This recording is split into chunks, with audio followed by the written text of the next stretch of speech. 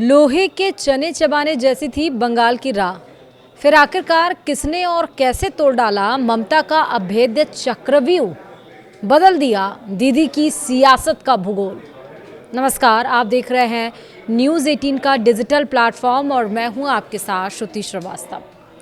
पश्चिम बंगाल की सत्ता तक पहुंचना बीजेपी के लिए किसी असंभव मिशन से कम नहीं था। दशकों पुराने वामपंथी शासन और फिर ममता बनर्जी के करिश्माई नेतृत्व वाले टीएमसी के अभेद्य दुर्ग को भेदना वाकई लोहे के चने चबाने जैसा था। लेकिन पश्चिम बंगाल चुनाव 2026 में बीजेपी ने इतिहास रच दिया। तो आइए जानते हैं कि तोड़ डाला ममता का अभेद्य चक्रव्यूह, वो भी कैसे, विस्तार से समझिए। पश्चिम बंगाल की जनता ने आखिरकार दशकों पुरानी राजनीति, गुलामी और तानाशाही की जंजीरें तोड़ दी हैं। ममता बनर्जी के शासन की गुंडागर्दी, हिंसा और तुष्टीकरण की सत्ता का भयावह दौर समाप्त हो चुका है। बंगाल की जनता ने इस बार जोरदार, क्रांतिकारी और भारी जनादेश देकर भारतीय जनता पार्टी को सत्ता सौंपी है। यह कोई साधारण चुनावी जीत नहीं है, यह बंगाल की आत्मा की पुनरुत्थान है। यह उस जनता का गुस्सा है जो सालों से ममता के आतंक, भ्रष्टाचार और बंगाल को बर्बाद करने वाली नीतियों से त्रस्त थी। प्रधानमंत्री नरेंद्र मोदी और गृह मंत्री अमित शाह की अगुवाई में भाजपा ने जो करिश्मा दिखाया है वह इतिहास के पन्नों में स्वर्ण अक्षरों में दर्ज होगा। देश विदेश के तथाकथित विश्लेषक और विपक्षी चाटुकार अब हैरान हैं कि ये कैसे हो गया। उनका रोना धोना जारी है। पहले उड़ीसा, अब बंगाल। हिंदी पट्टी से निकली भाजपा अब पूरे भारत को अपने विकास और राष्ट्रवाद के एजेंडे से कैसे जोड़ रही है। बंगाल की जनता ने साफ संदेश दिया है कि अब और नहीं, अब चोर दरवाजे की राजनीति, वोट बैंक की तुष्टीकरण और हिंसा की संस्कृति का अंत होना चाहिए। राजनीति में चोर दरवाजे से घुसकर सत्ता हथियाने वाले की किस्मत हमेशा अल्पकालिक होती है। भाजपा इस कड़वी सच्चाई को गहराई से समझती है। यही वजह है कि वह चमक दमक वाले शॉर्टकट की बजाय सतत प्रयास, निरंतर संघर्ष और अथक परिश्रम पर विश्वास करती है। बंगाल में मिली इस भारी भरकम जीत के पीछे भी यही लोहे जैसी इच्छा शक्ति और रणनीतिक धैर्य काम कर रहा है। इस बार भाजपा का नेतृत्व पूरी तरह आक्रामक, साहसी और जनता के दर्द को समझने वाला था। प्रधानमंत्री नरेंद्र मोदी का जादुई व्यक्तित्व और अमित शाह की बेदाग फूल प्रूफ रणनीति ने पूरे अभियान की कमान संभाली। दोनों ने मिलकर बंगाल की सड़कों से लेकर गलियों तक एक तूफान पैदा कर दिया। सबसे बड़ी चुनौती क्या रही?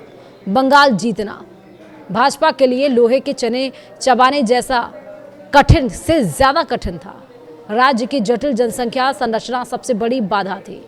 यहाँ देश का सबसे बड़ा मुस्लिम वोट बैंक मौजूद है। करीब 85 विधानसभा सीटें ऐसी हैं जहां मुस्लिम मतदाताओं का वर्चस्व है।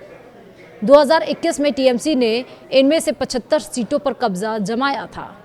इस बार भी टीएमसी को इन सीटों पर कुछ सहारा मिला, लेकिन बड़ा धमाका यह हुआ कि मुस्लिम वोट बैंक में दरार पड़ गई। मुस्लिम महिलाओं और युवाओं ने बड़ी संख्या में भाजपा का साथ दिया। यह मोदी सरकार की लोक कल्याणकारी योजनाओं और अमित शाह के जमीनी संघर्ष का नतीजा है।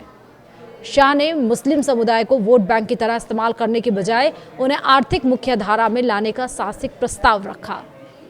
मुस्लिम महिलाओं को हर महीने 3,000 रुपए की आर्थिक सहायता का वादा घर घर पहुंचाया। भेदभाव मुक्त विकास का यह संदेश बंगाल की बेटियों तक पहुंच गया। सबसे बड़ा मास्टर स्ट्रोक भाजपा की इस ऐतिहासिक विजय का सबसे ताकतवर कारण राजनीतिक हिंसा पर लगाया गया सख्त अंकुश था। ममता बनर्जी सत्ता बचाने के लिए कम्युनिस्ट काल की क्रूर हिंसा की नीति अपना रही थी। अपने गुंडों को पूरा संरक्षण, विरोधियों पर बेरहमी से दमन। चुनाव के बाद भाजपा कार्यकर्ताओं पर हमले, हत्याएं, फांसी जैसी घटनाएं रोजमर्रा हो गई थी। टीएमसी ने लोकतंत्र को पूरी तरह कुचल दिया था। लेकिन इस बार अमित शाह ने कोई नरमी नहीं बरती। चुनाव आयोग के साथ मिलकर केंद्रीय सशस्त्र बलों की भारी तैनाती की गई। स्थानीय गुंडों और पुलिस की मनमानी पूरी तरह से बंद हो गई। शाह का सख्त और स्पष्ट संदेश कि मतदान के बाद किसी को प्रताड़ित किया तो उल्टा लटकाएंगे ने आम मतदाता के मन से सालों पुराना भय पूरी तरह से निकाल दिया। नतीजा मतदान प्रतिशत 90% से ऊपर पहुंच गया। बंगाल की जनता पहली बार बिना डरे खुलकर वोट डाल सकी। लोग कहते थे कि भाजपा के पास बंगाल में स्वीकार्य स्थानीय चेहरा नहीं है। पार्टी ने इस कमी को समझा और पूरी तरह रणनीति बदल दी। शुभेंदु अधिकारी अकेले नहीं, कई स्थानीय बंगाली चेहरे आगे आए। भवानीपुर में ममता बनर्जी के खिलाफ शुभेंदु को उतारना अमित शाह का दिमागी मास्टर स्ट्रोक साबित हुआ। टीएमसी ने बंगाली अस्मिता बनाम बाहरी का खेल खेला, लेकिन शाह ने करारा जवाब दिया कि बांग्ला बोलने वाला बंगाल का ही मुख्यमंत्री बनेगा। जनता ने इस यकीन को अपनाया। उड़ीसा चुनाव खत्म होते ही अमित शाह ने महासचिव सुनील बंसल को बंगाल भेज दिया। संघ के साथ बेहतर समन्वय स्थापित किया गया और इस बार केवल भावनात्मक या धार्मिक मुद्दों पर निर्भर नहीं रहा गया, बूथ स्तर तक मजबूत संगठन खड़ा किया गया। देश भर से हजारों भाजपा कार्यकर्ता बंगाल पहुंचे, मतदाताओं को बूथ तक पहुंचाने का जिम्मा संभाला। दूसरी तरफ टीएमसी पूरी तरह बिखरी हुई नजर आई। ममता बनर्जी पर सब कुछ टिका था, लेकिन वे खुद भ्रष्टाचार, आरजीकेआर घोटाले और अवैध घुसपैठ के मामलों में घिरी हुई थी। अदालतों ने उनकी दलीलें एक के बाद एक खारिज की। केंद्रीय बलों की निगरानी में उनके गुंडे बेकाबू हो गए। भाषा और संस्कृति के दुश्मन वाला प्रचार भी फेल हो गया, क्योंकि भाजपा ने मिथुन चक्रवर्ती, स्वपन दासगुप्ता जैसे प्रतिष्ठित बंगाली चेहरों को आगे किया। जाति, क्षेत्र और प्रवासी बंगालियों तक अपनी पहुंच बनाई। भाजपा ने ममता पर व्यक्तिगत हमले करने के बजाय बंगाल के असली मुद्दों राजनीति, हिंसा, भ्रष्टाचार, बेरोजगारी, अवैध घुसपैठ और जनता की उपेक्षा को जोरदार तरीके से उठाया। ममता के प्रति जनता में सहानुभूति पूरी तरह खत्म हो चुकी थी।